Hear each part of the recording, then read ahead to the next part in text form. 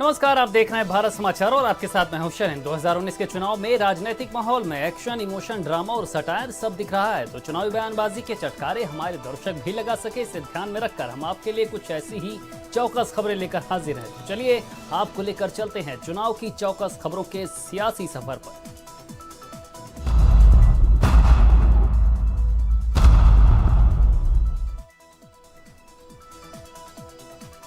PM Modi ने एटा rally में सपा बसपा गठबंधन की दोस्ती पर निशाना साधते हुए कहा कि 23 मई को मोदी सरकार बनी तो समझो सपा बसपा की दोस्ती टूटी।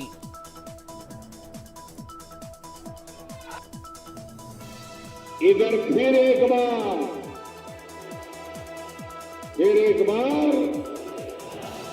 मोदी सरकार बनी, उधर दोस्ती टूटी।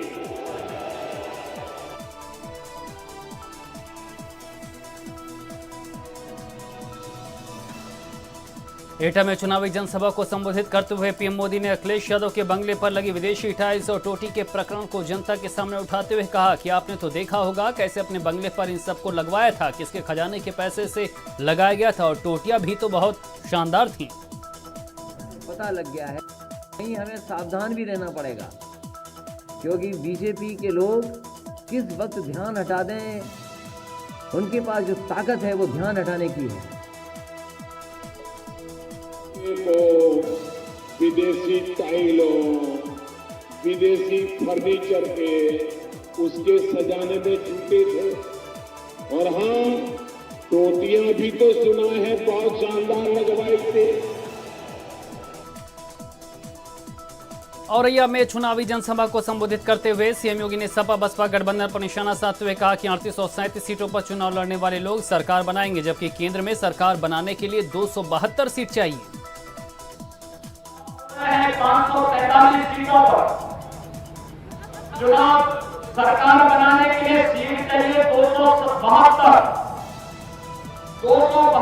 सीट।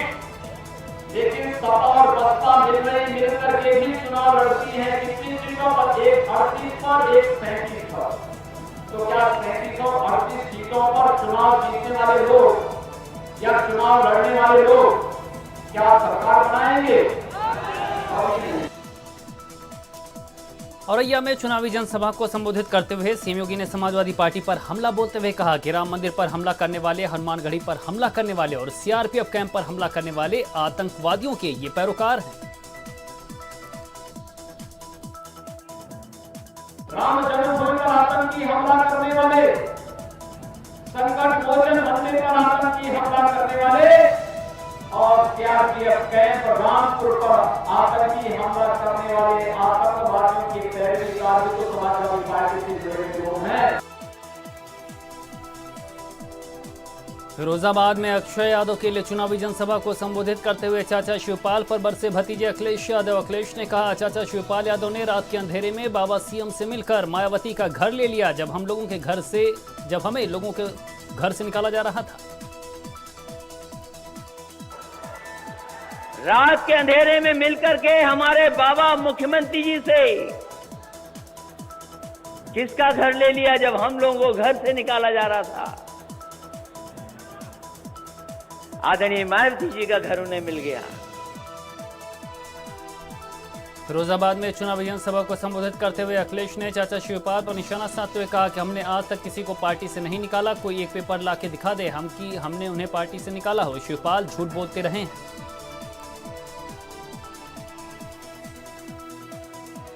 और आज भी हमने किसी को पार्टी से नहीं निकाला है। अगर कोई हमें एक कागज ला करके दिखा दे कि पार्टी से निकाला है किसी ने। फिरोजाबाद में सपा अध्यक्ष अखिलेश यादव ने जनसभा को संबोधित करते हुए कहा कि आपको और देश को तरक्की पर कोई आगे ले जा सकता है तो बस यही महागठबंधन ही आगे ले जा सकता है।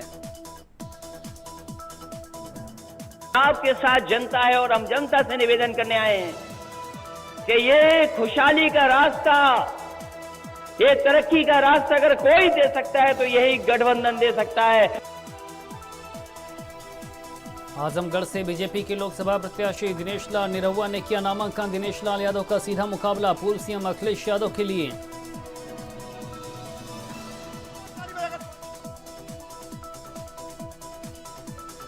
रामपुर में आजम खान के लिए चुनावी जनसभा को संबोधित करते हुए बसपा सुप्रीमो मायावती पहुंची। मंच पर मायावती के पहुंचने पर स्मृति चिन्ह देकर आजम खान ने किया सम्मानित। रामपुर में मायावती ने आजम खान के लिए जनसभा को संबोधित करते हुए प्रदेश सरकार को किसान के मुद्दे पर घेरते हुए कहा कि प्रदेश सरकार की गलत नीतियों की वजह से छोड़े गए आवारा पशुओं ने किसानों को सबसे ज्यादा नुकसान पहुंचाया है। देश के किसान तो इस सरकार में शुरू से ही अपनी विभिन्न समस्याओं को लेकर काफी ज्यादा दुखी रहे हैं। बीजेपी की सरकार ने अपने छोड़े गए आवारा जानवरों व पशुओं के जरिए इनको और भी ज्यादा बर्बाद करके रख। रामपुर में आजम के लिए प्रचार करते हुए मायावती ने कहा कि पूरे देश में बीजेपी सरकार में दलितों और अन्य पिछड़े वर्ग का शोषण हुआ है। पूरे देश में अभी भी यहाँ दलितों, आदिवासियों व अन्य पिछड़े वर्गों का सरकारी नौकरियों में आरक्षण का कोटा अधूरा पड़ा है। इनका पदोन्नति में आरक्षण अभी भी यहाँ प्रभावहीन ही बना। रामपुर में आजम खां के लिए प्रचार करते हुए मायावती ने बीजेपी पर निशाना साधते हुए कहा कि जब बीजेपी के लोग आपसे वोट मांगे तो आप लोग बीजेपी के लोगों से उनके पिछले 5 साल पहले किए गए वादों का हिसाब मांग लेना। जब बीजेपी के लोग आप लोगों से कहें कि आप हमें वोट दो तो आप लोग उनको यही जवाब देना चाहिए, हम वोट आपको तभी देंगे पिछले 5 वर्षों का जो आपने वायदा किया था उनका हिसाब दो। रामपुर में चुनावी जनसभा को संबोधित करते हुए बसपा सुप्रीमो मायावती ने कांग्रेस की न्याय योजना पर सवाल उठाते हुए कहा कि कांग्रेस ने जो गरीबों को 6000 रुपए महीने देने की बात कही है, इनकी इस योजना से भी गरीबों के उत्थान का कोई स्थायी हल नजर नहीं आ रहा। कांग्रेस पार्टी ने देश के अति गरीबों के वोटों को लुभाने के लिए इनको हर महीने 6000 रुपए के हिसाब से देने की जो ये बात कही है, तो इससे भी इनकी गरीबी को दूर करने का कोई स्थायी हल निकलने वाला नहीं है। रामपुर में मायावती ने देश के अति गरीब परिवार के लोगों के लिए 6000 रुपए देने की जगह हर परिवार के एक सदस्य को नौकरी देने की बात कही। हमें सरकार बनाने का मौका मिलता है तो तब फिर हमारी सरकार यहाँ देश अति गरीब परिवारों को हर महीने 6000 रुपए देने की बजाय बल्कि इसके स्थान पर उन्हें सरकारी व गैर सरकारी क्षेत्रों में स्थायी रोजगार देने की ही पूरी व्यवस्था करेगी।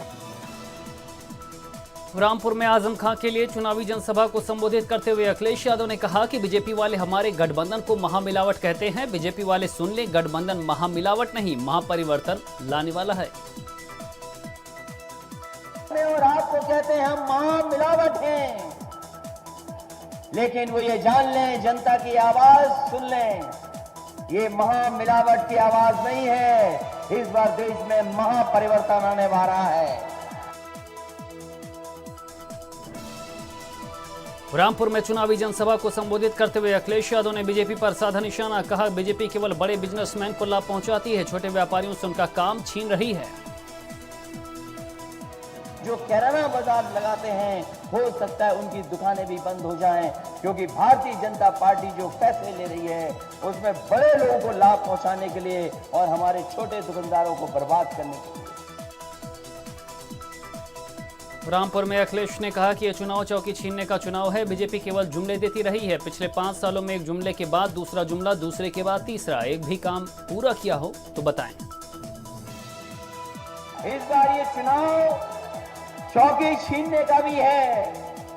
एक जुमले के बाद दूसरा जुमला, दूसरे जुमले के बाद तीसरा जुमला। भारतीय जनता पार्टी ने जितने जुमले छोड़े हैं, अगर एक भी पूरा हुआ तो बताइए आप। रामपुर में लोकसभा चुनाव के लिए वोट मांगते हुए फुट कर रोए आजम खान। कहा 23 मई को हर एक बात का हिसाब लेंगे। क्या इन त्योहारों की जुल्म की? जाकर देखो रामपुर शहर छावनी बना हुआ है, दरवाजे तोड़े जा रहे गरीबों के घरों के। गरीबों के घरों में कहां पैसा मिलेगा? पैसा तो कोई और बांटेगा, मैं तो मोहब्बत बांटूंगा। और है क्या मेरे पास? सपने से लड़ रहा हूँ, ये चुनाव मेरे पास नहीं है। मैं नहीं लड़ना चाहता था ये चुनाव, मुझे काहे के लिए तैयार किया इस चुनाव को लड़ने के लिए।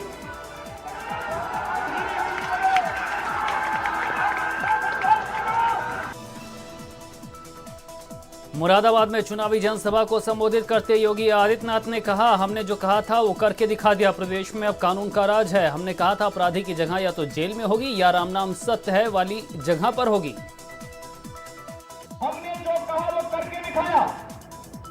हमने किसी पर्व और त्योहार में किसी को व्यवधान डालने की अनुमति नहीं दी। हमने स्पष्ट कहा था प्रदेश में कानून का राज होगा। अपराधी या तो जेल के अंदर होगा या फिर अपराधी की जगह राम नाम सत्य है कि नहीं होगी। मुरादाबाद में चुनावी जनसभा को संबोधित करते हुए सीएम योगी ने सपा बसपा कांग्रेस पर निशाना साधते हुए कहा कि उनके लिए जो काम असंभव था हमने संभव करके दिखाया है। उनके समय में भ्रष्टाचार था, अराजकता थी, विकास नहीं था। हमने सब यही करके दिखाया है। हमें लगा अवैध बूचड़खाने बंद होने चाहिए। जो कार्य असंभव था हमने उसे संभव बनाया है। उनके एजेंडे में विकास नहीं था, भ्रष्टाचार था, लूट खसोट थी, दंगे थे, अराजकता थी। हम लोगों ने तो तय किया, हमारी सरकार आई, हमने कहा अवैध बूचड़खाने बंद करेंगे। हमने एक झटके में अवैध बूचड़खाने बंद करवा दिए। मुरादाबाद में सीएम योगी ने जनसभा को संबोधित करते हुए कहा कि मैं चंबल में माता खेड़ा देवी के मंदिर में गया था। वहां के महंत ने मुझसे बताया था कि सपा के प्रत्याशी यहां आए थे लेकिन मंदिर के अंदर नहीं गए। कहने लगे हमारे मजहब के विरुद्ध है। चंबल में माता खेड़ा देवी के मंदिर में गया था दर्शन करने के लिए। मुझे वहां के महंत जी मिले। उन्होंने, स्वामी जी ने मुझे बताया कि समाजवादी पार्टी का प्रत्याशी संबल का आया था लेकिन मंदिर के अंदर नहीं गया। उसने कहा कि नहीं, ये हमारे मजहब के विरुद्ध है, हम मंदिर में नहीं जा सकते हैं। लोकसभा चुनाव 2019 के मद्देनजर बीजेपी के लिए ताबड़तोड़ रैलियां कर रहे प्रधानमंत्री नरेंद्र मोदी ने कहा कि कुछ नेताओं के खिलाफ हाल ही में की गई आयकर छापों की कार्रवाई राजनीतिक बदले की भावना से नहीं की गई थी, बल्कि ये कार्रवाई कानून के अनुरूप थी। बिहार में गठबंधन की रैली में जनसभा को संबोधित करते हुए पीएम ने एक बार फिर से जनता को सर्जिकल स्ट्राइक और एयर स्ट्राइक की याद दिलाते हुए कहा कि देशभक्ति की भावना क्या होती है ये आपने उरी हमले में देखा था, पर कड़े फैसले लेने की क्षमता को आपने बालाकोट एयर स्ट्राइक में देखा। देशभक्ति की राजनीति क्या होती है ये आपने पहले उरी के हमले के बाद देखा और बाद में पुलवामा हमले के बाद भी देखा। बिहार में बीजेपी की गठबंधन रैली में पीएम मोदी ने पाकिस्तान को निशाने पर लेते हुए कहा, पाकिस्तान पहले गोली और सीनाजोरी दोनों करता था, पर अब हम जगह जगह जाकर गुहार लगा रहा है कि देखो भारत हमें घर में घुसकर मार रहा है।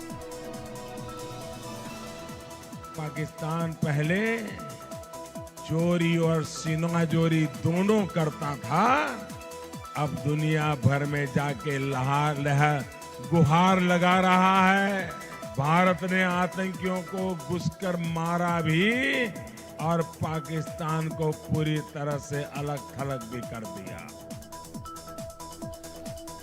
बिहार में चुनावी जनसभा को संबोधित करते हुए कांग्रेस अध्यक्ष राहुल गांधी ने पीएम मोदी पर निशाना साधते हुए कहा कि पीएम ने अनिल अंबानी को फायदा पहुंचाने के लिए 30,000 करोड़ का लाभ पहुंचाया है। अनिल अंबानी को 30,000 करोड़ रुपए दिए। एयरपोर्ट का पैसा 30,000 करोड़ रुपए। मगर जब कोसी में बाढ़ आई तो नरेंद्र मोदी जी ने आपको 5 रुपये भी नहीं दिए। बिहार रैली में चुनावी जनसभा को संबोधित करते हुए कांग्रेस अध्यक्ष राहुल गांधी ने एक बार फिर राफेल मुद्दे पर बीजेपी पर निशाना साधा और कहा, सरकार बनने पर हम इसकी जांच करवाएंगे। सच्चाई से कोई नहीं बच सकता। अंत में राफेल मामले की सच्चाई इंक्वायरी होगी, 2 नाम निकलेंगे, अनिल अंबानी और नरेंद्र मोदी, और सजा होगी।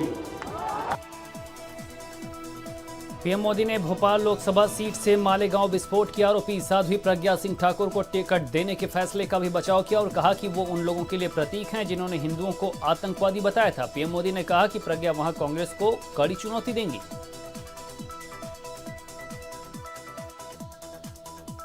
महाराष्ट्र के मुख्यमंत्री देवेंद्र फडणवीस ने कहा कि भाजपा उम्मीदवार और मालेगांव विस्फोट मामले की आरोपी प्रज्ञा सिंह ठाकुर को एटीएस के प्रमुख रहे दिवंगत हेमंत करकरे पर विवादित बयान नहीं देना चाहिए था। लखनऊ में गठबंधन की प्रत्याशी पूनम सिन्हा ने पदयात्रा निकाली। पदयात्रा में पूर्व मंत्री अभिषेक मिश्रा पूनम के साथ मौजूद रहे। बदायूं लोकसभा सीट से प्रत्याशी धर्मेंद्र यादव ने निकाला रोड शो निकालकर विपक्ष को दिखाई ताकत।